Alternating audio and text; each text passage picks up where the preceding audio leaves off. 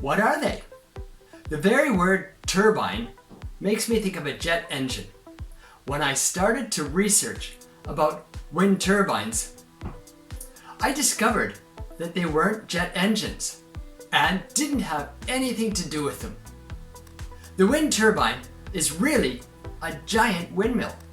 I don't know why they don't like the word windmill anymore, except that it is perhaps old-fashioned.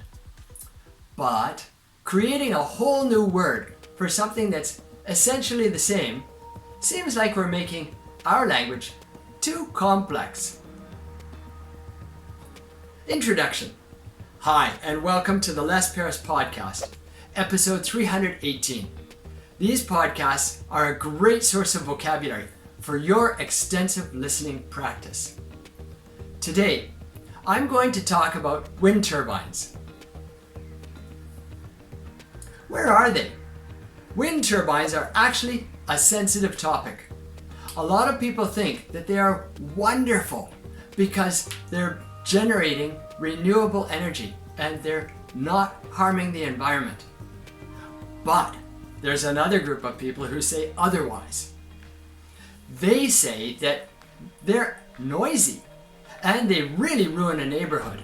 They change the wind flow patterns, and that can alter the environment quite a bit.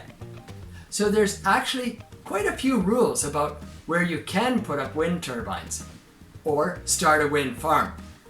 Also, some countries don't have a lot of generally open flat space that gets a lot of wind. For example, here in Japan, although it's fairly windy, there's not a lot of good land for putting up wind farms because it's all mountainous. In this case, the obvious solution is to put the wind farm out on the ocean. That keeps it out of the way of people, but it changes the way that we and animals can use the ocean. Limits. They sound wonderful because they're generating energy from the wind, which is always blowing. But is it? In fact, to get those giant turbines moving, you need a certain strength and speed of the wind. There's a lot of days when the wind is blowing, but not enough to move the turbine. And by contrast, there are days when the wind is blowing too fast, and it's dangerous to have the turbine spinning in that wind. So on those days, the turbines are locked down. So there's all sorts of limits to these things, and they're not quite as magical as we would like to think for producing renewable energy. Styles. There's basically one kind of turbine out there that's used in a lot of places, but actually there's several designs for the wings or the blades of the turbine. These are the parts that catch the wind and move in the wind. Most look just like a giant propeller, but there's some that look like giant helixes that are spinning in the wind.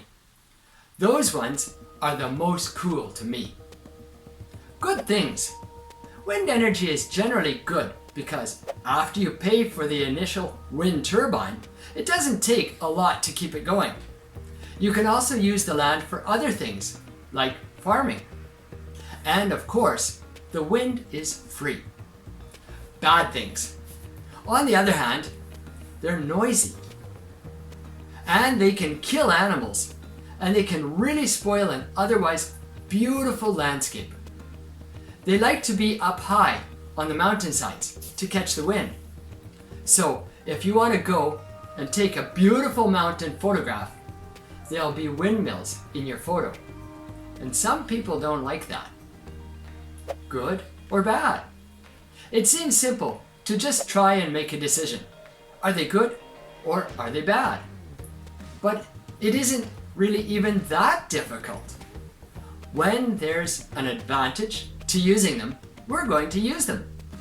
We will find places to put them, and we will find ways to get the energy into the cities. So windmills are here to stay.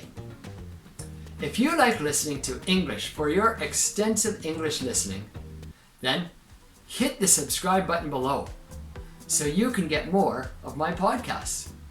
I'd love it if you made a comment below too. Tell me if you have a wind farm near you.